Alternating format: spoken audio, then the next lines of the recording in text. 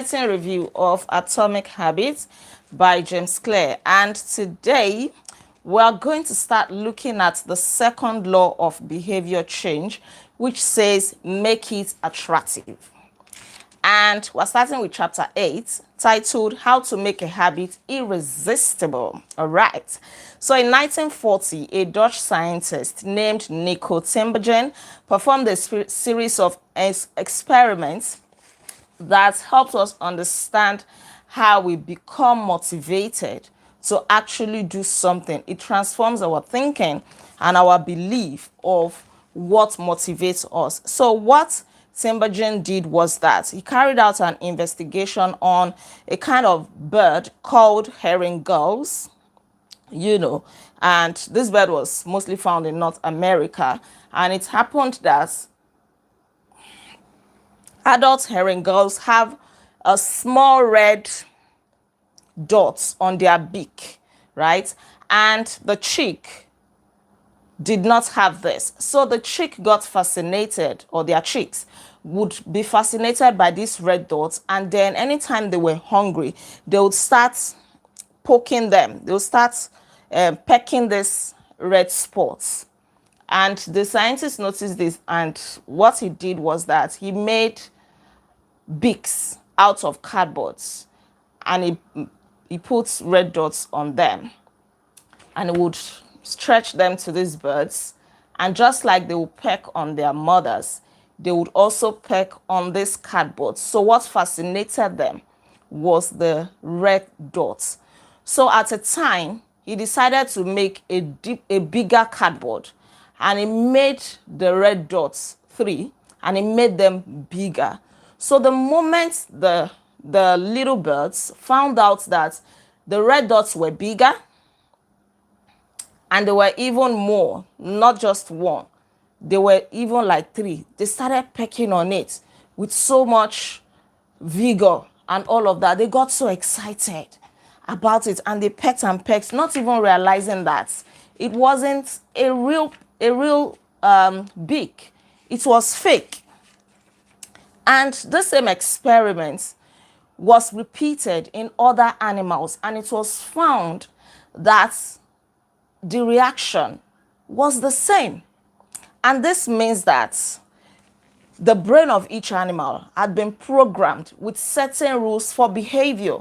Just like the birds, the herring gulls, got used to the red dots on the mother's beak, and they would peck on it. The same thing was applicable to other animals, and even us as human beings. Our brains are naturally programmed based on activities that we do every now and then, routines and all of that, to behave in a particular way. And not just this, there is a way we behave when reality is exaggerated, just like when the cardboard was made to look like a bigger beak, and the red dots were even made to be bigger, and the birds got so excited. This is called supernormal stimuli, where reality is exaggerated. A simple example that I can give is what you see in movies, on TV, and it gets you so attracted. Just like you watch a movie, and there are some people playing lovey-dovey in there, and their love life seems so perfect. They live happily ever after. That is an exaggerated reality, because in most cases, right, husbands and wives are not always in each other's arms 24/7 and things like that. Everything is lovey-dovey. It is an exaggerated reality. Another example is made here about junk foods. So many years ago, in the days of our ancestors, they would eat natural foods. They were healthy. Some of the diseases that we have now they didn't have them then, right? They were not in existence then. That is by the way. But the thing is that now everybody just wants that supernormal stimuli that would motivate them to do something. Like you want an exaggerated reality. Social media is another example. You go on social media and it looks as if some people have perfect lives. They don't sleep, they don't, did I say sleep? No. Like they don't have any problem, they don't have any stress, their lives are just easy. They post by posh cars, they eat the best of foods, and you are comparing your life to that. That is an exaggerated reality. It is a heightened version of reality, and it elicits a stronger response than normal. If you look at that, or if somebody looks at that, the social media example, the person may start thinking, oh, my friend is doing so well now. How my friend is having a good life. And that in itself can make the person to start running out of skelter, putting him or herself under pressure. That serves as a kind of motivation. I must also make it. I must also buy cars. I must also do well in life. You see, when it comes to junk foods too, scientists have a way of loading our foods with salt, sugar, fat, and all of that. Because those are the things that attract us normally. We want something that will make us feel good, or even you go to a restaurant, you know that the food is not so good, but because you want to appear in a particular way, maybe you want to appear rich, or you want people to have a particular perception of you, you keep going there and spending money on overpriced foods, right? Exaggerated reality. And we have a way of responding to these things. Now we're going to link it to habits very shortly. How can we make our habits to also be attractive, to be irresistible? And in this case, good habits, not the bad habits, right? So, very quickly, look around. Society is filled with highly engineered versions of reality. You watch an advert, everything is looking so good. Light, camera, action. They've done makeup, they've edited the products, they've done everything, and it makes you want to buy. When you now get to the shop, it becomes a case of, this is not what I saw. Or God help you, you ordered it online and they delivered it to you. You'd be like, oh my God, what I ordered versus what I got, right? Because they want everything to look attractive to us. They want us to buy. And if history serves as a guide, the opportunities of the future will be more attractive. It means we have not even seen anything yet. The world is constantly evolving. Innovation is taking place every now and then. So 10 years from now, we don't even know. Maybe we'll start walking on waters. Maybe things are just going to be more exaggerated than they are now. So if you want to increase the odds that a behavior will occur, you also have to make it attractive. Somebody's dragging Temu into this. If you want to make your habits, your behavior, to become irresistible, make it attractive. What are the cues that we want to behave in a particular way? Make it very attractive. Make it irresistible. Do it in such a way that you always want to do that good habits. For example, reading. I will always refer to reading because, that is our primary mission here. Want to read a review, want to build a reading culture and all of that. So sometimes you find yourself not reading because the habit is not attractive. You just pick a book like this, you feel that it is bulky, could be boring, and what can you do to make yourself read? Because you know that reading is going to do you a lot of good. You are going to grow, you're going to expand your mind, you're going to become so wise, knowledgeable, you'll be proud of yourself, you become a confident public speaker, and so on. So it will do you a lot of good. So the solution is not to be pushing it away and avoiding it. Is to find a way to make it attractive such that you always want to enjoy reading. Maybe anytime you want to read, put your legs on the couch, get a drink by the side, put popcorn by it, right? Make sure that the room is conducive. The weather is not so hot, the temperature is perfect, and all of that. Or maybe when you are done, you tell yourself that, oh, that is when you will go out to have a drink or to hang out. So you are looking forward to that reward. You just have to find a way to make your good habits attractive, because not all of them will come naturally to you. So let's look at the dopamine driven feedback loop. Dopamine is like a hormone or a neurotransmitter that makes you, that gives you some kind of pleasure, satisfaction. Not only that, it also motivates you. It wants to, pushes you to learn, to remember things and all of that. One of the components is adrenaline. If you know adrenaline, it can make you high. Anytime your dopamine level is low, you might find yourself getting depressed, getting moody. That means your dopamine level is low. That's hormone that is responsible for pleasure, for satisfaction, for fulfillment. Is so low. So you need to find the way to jack it up, right? So habits are a dopamine driven feedback loop. Every behavior that is highly habit forming, like taking drugs, junk foods, having sex, browsing social media, is associated with higher levels of dopamine. You do all of these things because you derive pleasure and satisfaction from it. So how can you make sure you derive pleasure and satisfaction from your good habits? Make it attractive.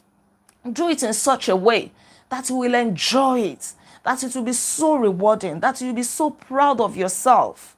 Like when you belong to a community and every now and then you're sharing nuggets, people see you as somebody who is so wise, who is knowledgeable, who is serious. That alone can be a kind of reward that, that lady knows what she's doing. She's always dropping some punchlines, right? So when it comes to habits, the key takeaway is this. Dopamine is released not only when you experience pleasure, but also when you anticipate it. The fact that somebody promises you money, even though you have not received the money, what happens? You are happy. You're already calculating the money. You are banking on it. Oh, I'm going to buy a nice dress. I'm going to change my wardrobe. Oh, I'm going to go for vacation. You see, dopamine is released immediately. So dopamine does not only come when you have actually received the reward. It also comes when you are anticipating it. The mere mention of it, the mere thought of it, that, oh, if I'm able to finish this book, it will go into my CV or my record that, I've already read 4 books this year. It's still the second month. I have read 4 books and things like that. Or that you'll be able to speak at a function. It is the anticipation of a reward, not the fulfillment, that gets us to take action. An example that is coming to my mind now is children. Oftentimes, I'll tell my son, eat your food quickly, we are going out. Even if he doesn't want to eat, the fact that I said that we are going out, he will eat his food. Or when you tell your child, oh, if you have all A's in your exams, or if you do well, you pass well, don't worry, we'll go and spend summer in London. What will that child do? The child will muster all the courage, the seriousness and everything, and becomes more serious, committed towards his studies because of the reward. So that alone is a form of motivation. So make your habits attractive by having a reward in mind.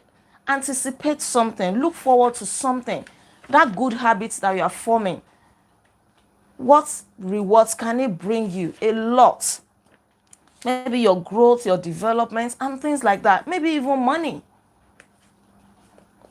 Right. The fact that the brain allocates so much precious space to the regions responsible for craving.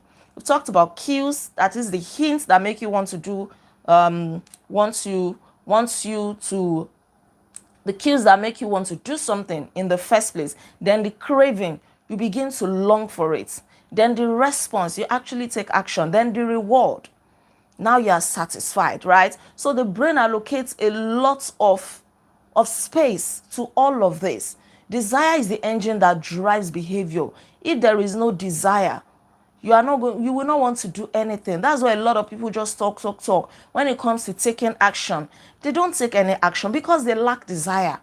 Napoleon Hill in Think and Grow Rich calls it burning desire.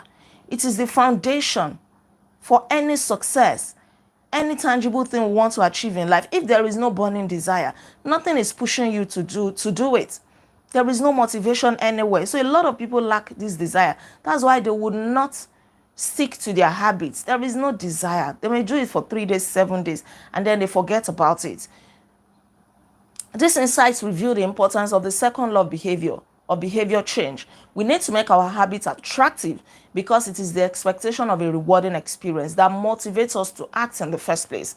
Now, this is where the strategy known as temptation bundling comes into play. So how do we use temptation bundling to make our habits more attractive? A very good example is given here about an electrical engineering student in Dublin, Ireland, named Ronan Barney.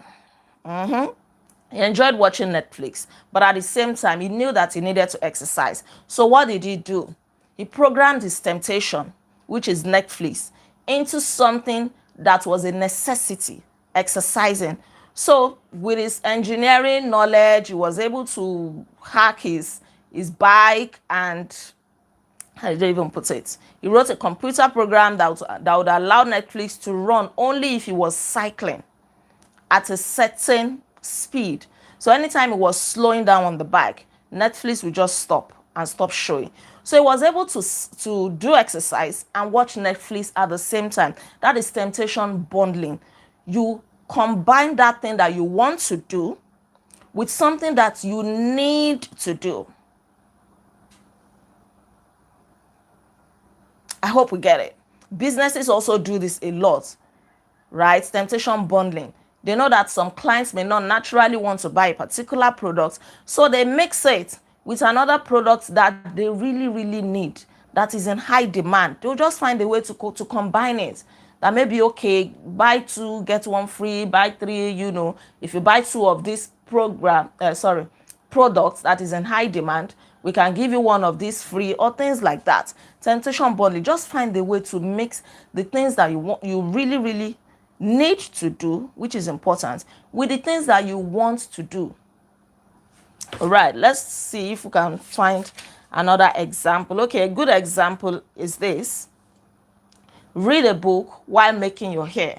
You know that you want to make your hair, you want to go to the salon. I do this a lot. So when I'm going, I take my book along. That is temptation bundling. So instead of going on social media, I'd rather bring out my book. So I use 1 stone to kill 2 birds, right? Or maybe as you are working out, you are doing exercise. I also do this a lot. I play music that I enjoy, danceable music. And so the exercise become enjoyable for me instead of it being a burden. So every day I find myself exercising, and it is not so much of a hassle because as I'm doing it, I'm enjoying the music. I'm actually dancing to the music as I jog up and down, right? So mix everything together. We can also combine this with habit stacking that we talked about in a previous chapter. That means after a current habit, you do another habit. After an important habit, you do a habit or something that is not so important. For example, if you want to watch sports, but you need to make sales calls, you tell yourself that after I get back from my lunch break, I will call 3 potential clients. After I call 3 potential clients, I will check ESPN for sports, right? That means that your need, calling potential clients, you now combine it with your wants, watching sports. That way, you enjoy what you do. You make your habits irresistible. So pair your habits, that good habit, with something that you enjoy. Pair them together. While you're sipping coffee, you'll be reading book. Or after you are done praying, that is only when you will hang out with your friends. That is when you will go shopping. Or after you have read 2 pages of that book, that is only when you go on social media. Just find a way to pair them. Temptation bundling, habit stacking, release dopamine. It will bring you pleasure, satisfaction. It will make the habit irresistible.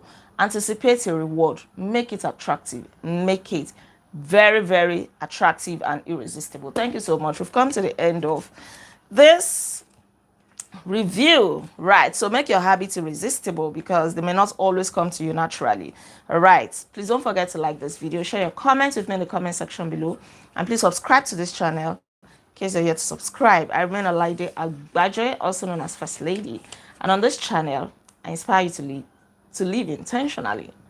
I'll come your way tomorrow as we review chapter 9, which says the role of family and friends in shaping your habits. It is going to be another interesting review. Until then, be intentional. Bye. You're welcome, you're welcome, you're welcome.